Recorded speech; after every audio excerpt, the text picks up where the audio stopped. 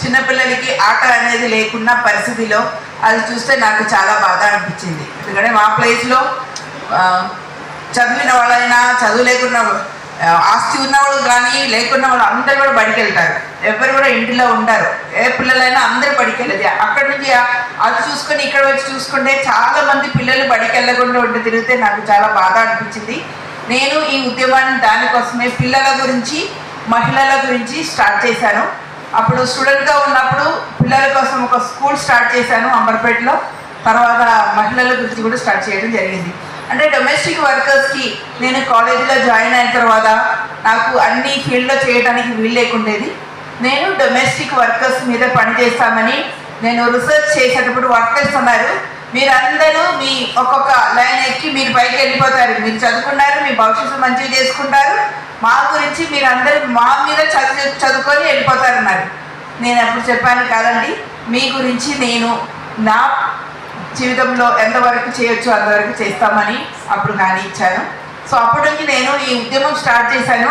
1998లో Saint Francis కాలేజీలో ఒక office తెరిచాము, లెక్చరర్గా ఉండి అక్కడి నుంచి స్టార్ట్ చేశాను. అంటే మా ఉద్దేశం ఏంటి, ఈ డొమెస్టిక్ వర్కర్ అంటే ఎవరు?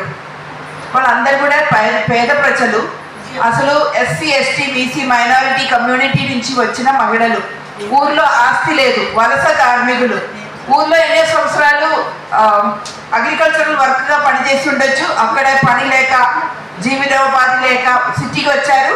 వచ్చిన తర్వాత సిటీలో కొందరు భవన నిర్మాణ కార్మికులు కూడా పనిచేసి ఉండొచ్చు, అది కూడా దొరకక చివరికి ఆ పని రోజంతా చేయలేదని కాబట్టి ఈ డొమెస్టిక్ వర్క్లో దిగారు. ఒక చిన్న కేసు, 2-3 కేసులు చెప్తాను. అప్పుడు ఫరీన్ అని ఒక అమ్మాయి వాళ్ళ నాన్న విదేశానికి వెళ్తే 50,000 తీసుకొని చిన్న అమ్మాయిని 7 years ఓల్డ్ అమ్మాయిని ఒక ఇంటిలో సెక్యూరిటీగా పెట్టారు.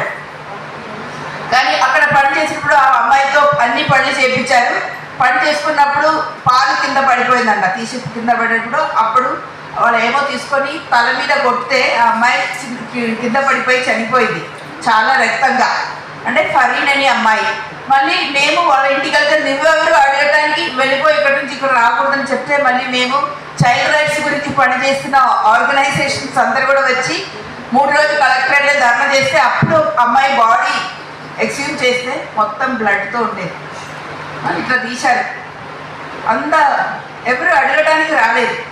చిన్న వెంకటమ్మ అని ఒక అమ్మాయి శ్రీకాకుళం నుంచి పనిచేయడానికి వాళ్ళ అమ్మగారు భవన నిర్మాణ కార్మికులుగా పనిచేయడానికి వస్తే వాళ్ళు ఎవరో ఒకరు ఇల్లు కట్టుకొని ఇంటికి వాస్తు సరిగా లేదని ఆ అమ్మాయిని మెల్లమెల్లగా పిలిచారు. 2 rupees ఇచ్చి 5 రూపాయలు ఇచ్చి స్వాధీనం చేసుకొని వాళ్ళు 3 అమ్మాయిలు ఆ పెద్ద అమ్మాయిని బలి చేశారు. మన సిటీలో జరిగింది ఇది. అయితే అది పేపర్లో వస్తే మేము అక్కడికి వెళ్ళాము, కేసు పెట్టాము. చివరికి పోలీసు పైసలు తీసుకొని వాళ్ళని ఇక్కడి నుంచి తీసేశారు. మళ్ళీ మేము కేసు కంటిన్యూ చేయలేకపోయాము. విజయ్ అని ఒక అమ్మాయి, ఒక ఆమె ఊరు నుంచి వచ్చి ఒక 4 months అప్పుడు ఇతర సహాయాలతో ఒక పనిలో చేరారు. వాళ్ళు కొత్త ఇల్లు కట్టుకున్న తర్వాత నువ్వు ఎక్కువ పని చేయి, మా ఇంట్లో పాత గిన్నెలన్నీ కూడా నీకు ఇస్తామని చెప్పి ఆమెతో ఎక్కువ పని చేయించారు. హౌస్ వార్మింగ్ రోజు వాళ్ళ ఇంట్లో సొమ్ములు పోయింది. ఎవరిని? ఈ అమ్మాయి మీద పెట్టింది. ఆమె చెప్పింది, అమ్మ నేను దొంగతనం చేయాలంటే నేను ఎందుకు మీ ఇంటికి వస్తాను, నేను పని చేస్తూ ఉంటుంది కదా, నా వెనక నువ్వు ఉంటున్నాను, నేను ఎందుకు చేయాలి, మేము అలా ఉన్నవాడు కాదు, చెప్పు సరిగ్గా చెప్పు, లేకపోతే మీకు ప్రాబ్లం అవుతుంది, నేను చేయలేదు. Next day 1 day 2 days 3rd day వాళ్ళు ఏం చేశారంటే పోలీస్ స్టేషన్ తీసుకుపోయి ఇంత కొట్టి, మీకు తెలుసు రోలర్ ట్రీట్మెంట్ ఇక్కడ పెట్టుకొని 2 కాళ్ళు సోల్కి కొట్టి ఇంత బాధగా చేశారు. చివరికి ఆమెకి ఇంత జ్వరం వస్తే ఒక ఆటోలో పెట్టేసి ఇంటికి పంపించేశారు. 15 రోజుల తర్వాత మా ఫ్రెండ్స్ అక్కడి నుంచి కాల్ చేశారు, అమ్మ చూడండి విజయ్ కాలు ఇట్లా ఇప్పుడు కూడా నడవలేదని. వెళ్ళి చూసుకుంటే కాలంతా ఇంత వాసి ఉండేది. మళ్ళీ నేను తీసుకుపోయి ఒక పోలీస్ స్టేషన్లో తీసుకెళ్లారు. అమ్మ డీసీపీ అనురాధ ఉండేది అప్పుడు ఈస్టోను, నాకు కంప్లైంట్ చూపించండి చెప్పారు. ఈమె మీద ఏం కంప్లైంట్ ఉంది, మీరు ఎందుకు ఈవెన్ కొట్టారని చూపించమంటే అసలు రిటర్న్ కంప్లైంట్ లేకుండేది.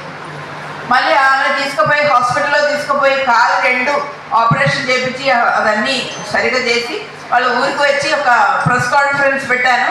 అప్పుడు నేను చెప్పాను మిగిలిన మహిళలకి, మీరు సంఘంగా కాకపోతే ఈరోజు విజయ్కి రేపు మీకు కూడా కావచ్చు, చివరికి మేము ఈ డొమెస్టిక్ వర్కర్స్ అంటే ఇంత అప్పుడు నేను 96లో సర్వే చేసుకుంటే ఒక్కరు కూడా 2000 కన్నా ఎక్కువ జీతం వచ్చేది కాదు.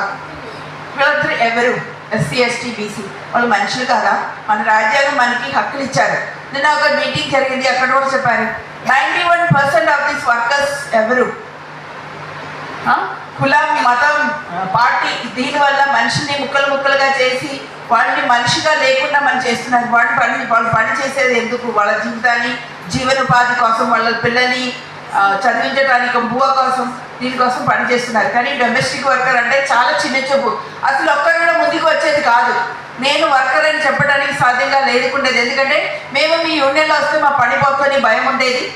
అలా ఉన్న వాళ్ళని మేము లేబర్ డిపార్ట్మెంట్కి తీసుకెళ్ళి మేము కార్మికులే, మమ్మల్ని కార్మికులుగా గుర్తించమని అప్పటి నుంచి మేము పోరాడాము. 2002లో కార్మికులుగా వాళ్ళని గుర్తించారు. 2004లో షెడ్యూల్ కింద తీసుకొచ్చారు. 2007లో మాకు ఫైనల్ నోటిఫికేషన్ వచ్చింది. 2006లో మినిమం వేజ్ నోటిఫికేషన్ వచ్చింది. అది కూడా 1950 రూపీస్. మేమన్నారు మాకు జీతం వద్దు. 1950 ఒక్క నెల వస్తే కిరాయి ఎంత? పిల్లల్ని చదివించాలి, తినాలి, ఎట్లా నడుస్తుంది అంటే సరిపోతే ఈ జీతం మాకు వద్దని చెప్పాను. తర్వాత 2600 చేశారు. కనీస వేతన కింద తీసుకొచ్చారు. 1 డే వీక్లీ ఆఫ్ ఉంది. ఇప్పుడు ప్రతి 6 monthsకి వేజ్ రివైజ్ అవుతుంది. ఎవరెవరు యూనియన్లోకి వచ్చారు వాళ్ళు అవగాహన తెచ్చుకున్నారు. They are able to speak, negotiate చేసుకున్నారు. ఎంప్లాయర్ మేము ఇంత పని చేస్తున్నాము, నాకు ఇంత జీతం ఇవ్వాలి. మేము ఒక వెల్ఫేర్ బోర్డు గురించి, మా యూనియన్ ప్రెసిడెంట్ కూడా వెల్ఫేర్ బోర్డులో ఉండేది. పరిస్థితి మెల్లమెల్లగా మారుతుంది. They are able to understand. ఎక్కువ పని చేస్తే ఎక్కువ జీతం అడుగుతున్నారు. కానీ ఎంతోమంది ఇంకా యూనియన్లో చేరలేదు. వాళ్ళ పరిస్థితి, కొత్త వాళ్ళు ఊరి నుంచి వచ్చిన వాళ్ళ పరిస్థితి ఇంకా అలాగే ఉంటుంది. ఇది ఒక పెద్ద సమస్య. ఈ సమస్యని అంటే ఆ కోవిడ్ టైంలో అసలు ఈ వీళ్ళకి అసలు పనికి రాకూడదని, ఇప్పుడు మీకు తెలుసు పాతకాలంలో ఇల్లు కింద ఉండేది. ఇప్పుడు అప్పుడప్పుడు మెట్లు ఎక్కాలంటే ఎన్ని మెట్లైనా టాయిలెట్ వాడుకోవడానికి లేదు, నీళ్ళు తాగడానికి లేదు. ఇంకా మెట్లు ఎక్కాలంటే ఫ్రీ లిఫ్ట్ యూస్ చేసేది, చాలా నిబంధనలు ఉండేది. ఇంకా సెక్షువల్ హారాస్మెంట్ వర్క్ ప్లేస్లో చాలా ఉండేది. ఇంకా అమ్మాయిలు ఇంటి నుంచి పనికి వెళ్తే దారిలో హింస, పనికాడ హింస, ఎవరికి చెప్పాలి? మేము అందుకే యూనియన్ చేసాము. యూనియన్లో మహిళలందరూ కూడా ఒక చోట్లో కూర్చొని వాళ్ళ కష్టాలు నష్టాల గురించి మాట్లాడవచ్చని. అలా చేసేటప్పుడు మేము ఇప్పుడు ఈ కార్మికులు, వాళ్ళ భర్త ఏమో భవన నిర్మాణ కార్మికులుగా ఉన్నారు. ఇంకా రకరకాల పని చేస్తే వాళ్ళు కూడా మేము సంఘంలో చేరమని చెప్పి వాళ్ళని కూడా వాళ్ళ భవన నిర్మాణ కార్మికులు కూడా రిజిస్ట్రేషన్ చేయడం జరిగింది. ఇట్లా రకరకాల పని చేస్తున్నారు. ఇది మాత్రం కాదు, ఒకటేమో మన దగ్గర పడే కార్మికులు ఉన్నారు, అలాగే అమ్మాయిలు చాలా మంది ఈ పని చేస్తున్నారు. అది కాకుండా వేరే రాష్ట్రం, జార్ఖండ్, ఒరిస్సా, బీహార్ నుంచి ట్రైబల్ అమ్మాయిలు ఇక్కడ వచ్చి పని చేసుకుంటే వాళ్ళకి అసలు ఈ ఇంటి నుంచి బయట వెళ్ళడానికి లేదు.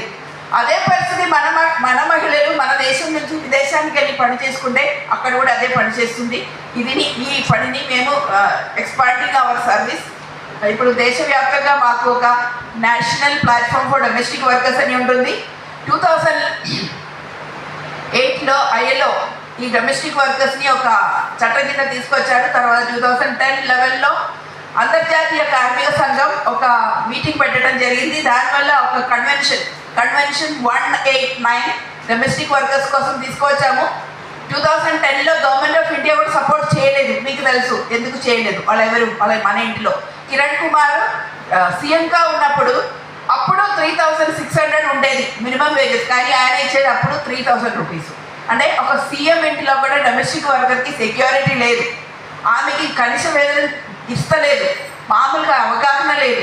అంటే అట్లా ఉంది పరిస్థితి. ఇప్పుడు ఆ కనీస వేతన చట్టం 10,207 అని ఉంది ప్రస్తుతానికి. పోయిన లాస్ట్ మార్చ్లో డిస్కషన్ జరిగింది ఇది కొంచెం పెంచాలని. సో ఈ ఇష్యూస్ అన్నీ కూడా జరుగుతుంది. ఇప్పుడు జాతీయ స్థాయిలో మేము నేషనల్ ప్లాట్ఫామ్గా ఒక సమగ్ర చట్టం తయారు చేసి అందరికి ఇచ్చాను, అందరి పార్లమెంటరీని కలిశాను. కానీ చాలా ఒత్తిడి చేసినా ఇంతవరకు వాళ్ళ ఇష్యూస్ని పట్టుకోవటం లేదు.